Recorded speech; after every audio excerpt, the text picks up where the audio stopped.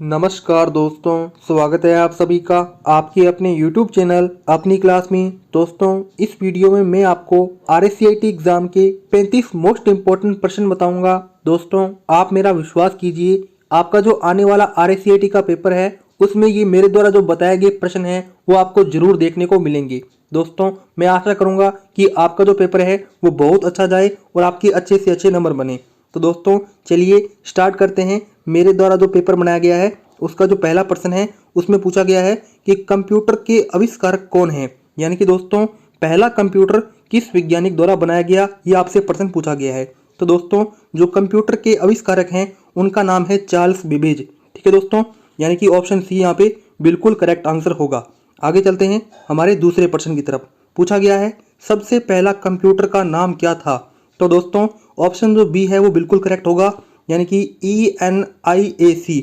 दोस्तों, इसकी full form होती है electronic numeric integrator and computer. दोस्तों, ये पहला डिजिटल कंप्यूटर था।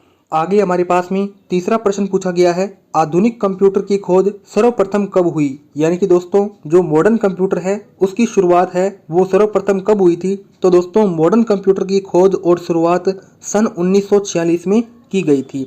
आगे चलते हैं हमारे चौथे प्रश्न की तरफ। पूछा गया है कंप्यूटर के क्षेत्र में महान क्रांति कब से आई। दोस्तों, आप क्या कीजिए, जो भी मैं आप प्रश्न बोल रहा हूं उसका उत्तर आप कमेंट बॉक्स में जरूर दें ताकि मैं देख सकूं किस विद्यार्थी का उत्तर सही है और किस विद्यार्थी का उत्तर गलत। तो दोस्तों, कंप्यूटर के क्षेत्र में महान क्रांति कब आई? सन 1960 में। तब से लेकर अब तक कंप्यूटर की कई पीढ़ियां बन चुकी है। देखिए आगे पांचवा प्रश्न पूछा गया है कंप्यूटर का हिंदी नाम क्या है। तो दोस्तों, जो कंप्यूटर का हिंदी नाम होता है वो होता है संगणक, यानी कि गणना करने वाला। तो दोस्तों, ऑप्शन जो बी है वो बिल्कुल करेक्ट आंसर होगा। दोस्तों, आपको बता दूं, कंप्यूटर एक ऐसी चीज है जो बिना जानकारी लिए कोई भी काम नहीं करती। यदि आप उसे इनपुट दोगे तो ही कंप्यूटर में आउटपुट प्रदर्शित होगा। आगे देखिए छठा प्रश्न पूछा गया है कंप्यूटर साक्षरता दिवस कब मनाया जाता है। यानी कि कंप्यूटर लिटरेसी डे कब मनाया जाता है। तो दोस्तों, ऑप्शन जो डी है वो बिल्कुल करेक्ट होगा, यानी कि 2 दिसंबर को कंप्यूटर साक्षरता दिवस मनाया जाता है। आगे देखिए हमारे पास सातवां प्रश्न पूछा गया है CPU का पूर्ण रूप क्या है। दोस्तों, आपको बता दूं, CPU यानी कि जो कंप्यूटर के अंदर एक ऐसा डब्बा लगता है जिसमें आप CD वगैरह डाल सकते हो, उसे CPU कहते हैं। ये मोस्ट इंपॉर्टेंट प्रश्न है। तो दोस्तों, CPU का जो पूर्ण रूप होता है वो होता है ऑप्शन ए, यानी कि सेंट्रल प्रोसेसिंग यूनिट। ठीक है, इसे कंप्यूटर का दिमाग भी कहा जाता है। आगे देखिए हमारे पास में आठवां प्रश्न पूछा गया है इनमें से कौन सर्च इंजन नहीं है। तो दोस्तों, आप सब जानते हो गूगल एक सर्च इंजन है। यहाँ पे आप कोई भी चीज़ सर्च कर सकते हो। ठीक है, उसी प्रकार से याहू पे भी आप कोई भी चीज़ सर्च कर सकते हो। और बाइडू ये एक नया सर्च इंजन है। और दोस्तों, आपको बता दूं, जो सर्च इंजन का एग्जाम्पल नहीं है वो है वोल्फ्रैम अल्फा। ठीक है दोस्तों, ये क्या है, सर्च इंजन का एग्जाम्पल नहीं है। आगे देखिए नौवां प्रश्न निम्न में कौन इनपुट इकाई है। यानी कि दोस्तों, जो इनपुट डिवाइस है उसके बारे में आपको बताना है। तो दोस्तों, माउस। देखिए दोस्तों, माउस क्या है, एक इनपुट डिवाइस है। ठीक है, उसी प्रकार से कीबोर्ड भी क्या है, एक इनपुट डिवाइस है। और आपको बता दूं, स्कैनर भी एक इनपुट डिवाइस है, लेकिन प्रिंटर क्या है, एक आउटपुट डिवाइस है।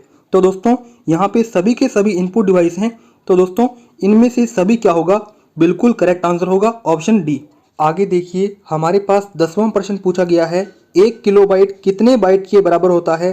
तो दोस्तों, आपको बता दूं, जो 1 किलोबाइट होता है वो हमारे पास में 1024 बाइट्स के बराबर होता है। ठीक है दोस्तों, 1024 बाइट्स के बराबर होता है। उसी प्रकार से जो 1 मेगाबाइट होता है वो 1024 किलोबाइट के बराबर होता है। आप इसे ध्यान रखना, ये स्टोरेज यूनिट है। देखिए दोस्तों, आपको मैंने कहा था 1 किलोबाइट 1024 बाइट के बराबर होता है। तो ऑप्शन ए करेक्ट होगा 10वें प्रश्न का। आगे हमारे पास में वही प्रश्न है जो आपको मैं पहले समझा चुका हूँ। देखिए पूछा गया है 11वें प्रश्न में 1 मेगाबाइट कितने बाइट के बराबर होता है। तो दोस्तों, जो 1 मेगाबाइट होता है वो 1024 किलोबाइट के बराबर होता है। उसी प्रकार से देखिए मोस्ट इंपॉर्टेंट प्रश्न है, वही रिपीट हो रहे हैं, 1 गीगाबाइट कितने बाइट के बराबर होता है। दोस्तों, जो 1 गीगाबाइट है वो 1024 मेगाबाइट के बराबर होता है। आप कहते हो ना मेरी इतनी MB रह गई है, वही MB है। तो ऑप्शन बी यहाँ पे बिल्कुल करेक्ट आंसर होगा। देखिए आगे 13वां प्रश्न पूछा गया है कंप्यूटर में प्रयुक्त IC चिप बनते हैं, किससे बनते हैं दोस्तों।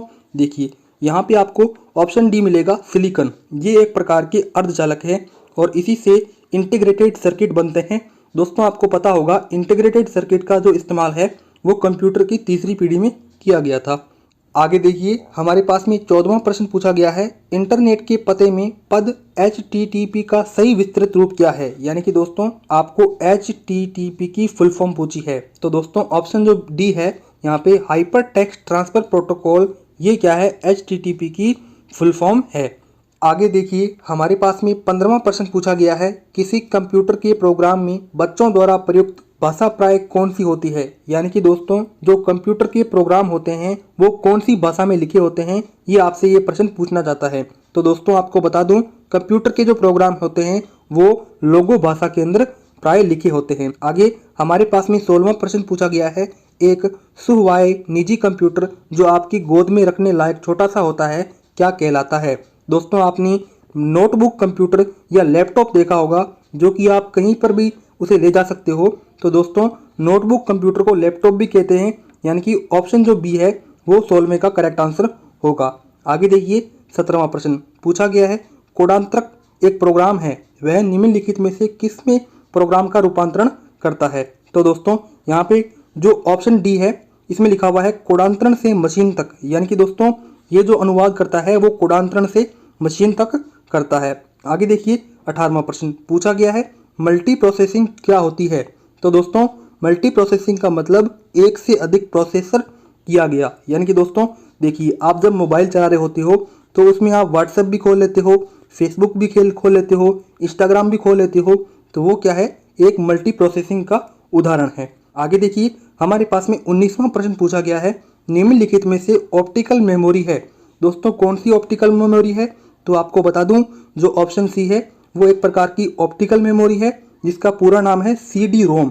देखिए दोस्तों CD रोम, आपको रैम और रोम की फुल फॉर्म तो आनी ही चाहिए, लेकिन CD रोम की भी फुल फॉर्म आनी चाहिए। देखिए C का मतलब कॉम्पैक्ट, D का मतलब डिस्क, तो इसका होगा रीड ओनली मेमोरी, इसका होता है रैंडम एक्सेस मेमोरी।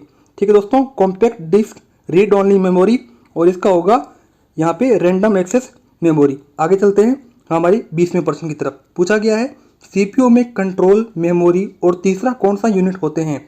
तो दोस्तों CPU में कंट्रोल, मेमोरी और जो तीसरा यूनिट होता है उसका नाम होता है अर्थमेटिक या लॉजिक। ठीक है दोस्तों, आगे देखिए हमारे पास में 21वां प्रश्न पूछा गया है, CPU के ALU में क्या होता है। दोस्तों आप सब जानते हो CPU क्या होता है। देखिए CPU होता है सेंट्रल प्रोसेसिंग यूनिट और ALU यानी कि अर्थमेटिक लॉजिक यूनिट। ठीक है दोस्तों, यानी कि ALU में जो एक चिप होती है ALU, उसमें क्या होता है, उसमें रजिस्टर मेमोरी होती है जो कि सबसे तेज मेमोरी है। ठीक है, याद रखना दोस्तों, रजिस्टर सबसे तेज मेमोरी है, उसके बाद में कैश मेमोरी उससे कम तेज होती है। ठीक है, आगे देखिए 22वां प्रश्न पूछा गया है, गणना और तुलना के लिए कंप्यूटर के किस भाग का प्रयोग किया जाता है। तो दोस्तों आपको मैंने कहा था ALU यानी कि अर्थमेटिक लॉजिक यूनिट। ठीक है दोस्तों, जो मैथमेटिकल कार्यक्रम होते हैं, जोड़, गुणा, भाग, घटाओ, तो इनका जो कार्यक्रम होता है वो ALU के अंदर होता है। ALU यानी कि अर्थमेटिक लॉजिक यूनिट, जो कि CPU के अंदर एक चिप होती है। दोस्तों आगे देखिए 23वां प्रश्न, एक हार्डवेयर डिवाइस जो डाटा को अर्थपूर्ण इंफॉर्मेशन में परिवर्तित करता है। तो दोस्तों उसे क्या बोलते हैं, उसे बोलते हैं प्रोसेसर। आगे देखिए हमारे पास में 24वां प्रश्न पूछा गया है, प्रोसेसर के 3 मुख्य भाग हैं। तो दोस्तों आप सबको मैं पहले बता चुका हूं कि प्रोसेसर का मतलब होता है हार्डवेयर डिवाइस। क्या होता है दोस्तों, हार्डवेयर डिवाइस। लेकिन प्रोसेसर का जो शाब्दिक अर्थ होता है वो होता है प्रोसेसिंग करना।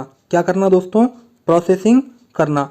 अब आप सब जानते हो कंप्यूटर के अंदर एक होता है माउस और एक होता है कीबोर्ड।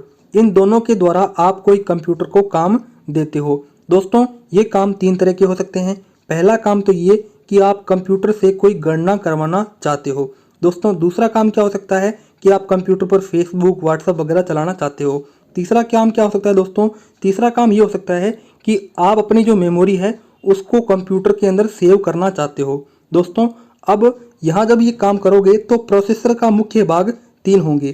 पहला ALU यानी कि अर्थमेटिक लॉजिक यूनिट, इससे आप गणना कर सकते हो। दूसरा कंट्रोल यूनिट, यानी कि दोस्तों इससे आप फेसबुक, व्हाट्सएप वगैरह चला सकते हो।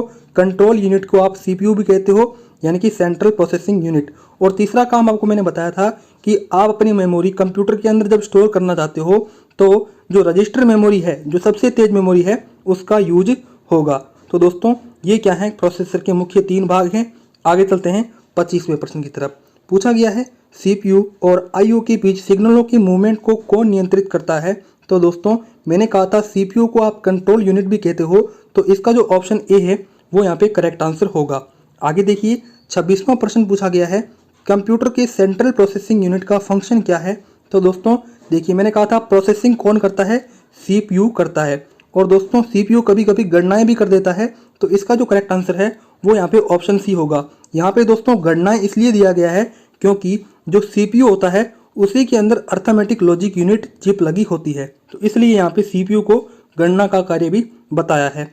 आगे देखिए हमारे पास में 27वां प्रश्न पूछा गया है निम्न में से कौन सा कंप्यूटर का बुनियादी कार्य नहीं है। तो दोस्तों ऑप्शन ए देखिए डाटा को प्रोसेस करना। दोस्तों कंप्यूटर जो है वो डाटा को अच्छी तरह से प्रोसेस कर सकता है। उसी प्रकार से ऑप्शन सी इनपुट को स्वीकार करना। दोस्तों आप कोई चीज़ कीबोर्ड पर लिखते हो तो इनपुट किया जा रहा है, तो दोस्तों कंप्यूटर है वो उस इनपुट को स्वीकार करता है, तो ऑप्शन सी है वो भी बिल्कुल करेक्ट होगा। ऑप्शन डी देखिए डाटा को स्टोर करना, यानी कि दोस्तों आपकी जो कोई भी मेमोरी है वो कंप्यूटर के अंदर आसानी से स्टोर हो जाती है, तो ये भी यहाँ पे कंप्यूटर का बुनियादी कार्य है। तो दोस्तों ऑप्शन बी आप गौर कीजिए टेक्स्ट को स्कैन करना। दोस्तों आपके पास में कोई पेज पड़ा है तो उस पेज पर जो लिखे हुए शब्द हैं उसे आप कंप्यूटर के अंदर स्कैन नहीं कर सकते, इसके लिए आपको स्कैनर की आवश्यकता पड़ेगी। तो ये क्या है, कंप्यूटर का बुनियादी कार्य नहीं है। दोस्तों इससे पहले मैं आपको अगला प्रश्न बताऊं, आपको मैं बता देना चाहता हूं कि यदि आप यह RSCIT एग्जाम के मोस्ट इंपोर्टेंट प्रश्न की PDF पाना चाहते हो तो आप अपने मोबाइल के गूगल पर जाइए, यहाँ पर हमारी वेबसाइट का नाम लिखिए gyanalert.com। देख सकते हैं आपको ये लिखना है और सर्च करना है। दोस्तों आप जैसे ही सर्च करोगे तो हमारी जो वेबसाइट है वो खुल जाएगी, आपको यहाँ मिल जाएगा RSCIT मोस्ट इंपोर्टेंट क्वेश्चंस। दोस्तों आप जब यहाँ पर क्लिक करोगे तो दोस्तों आपको ये 35 के 35 प्रश्न जो आपके एग्जाम में आएंगे वो आपको मिल जाने वाले हैं। तो दोस्तों आप गूगल पर जाकर हमारी वेबसाइट gyanalert.com पर जरूर विजिट करें।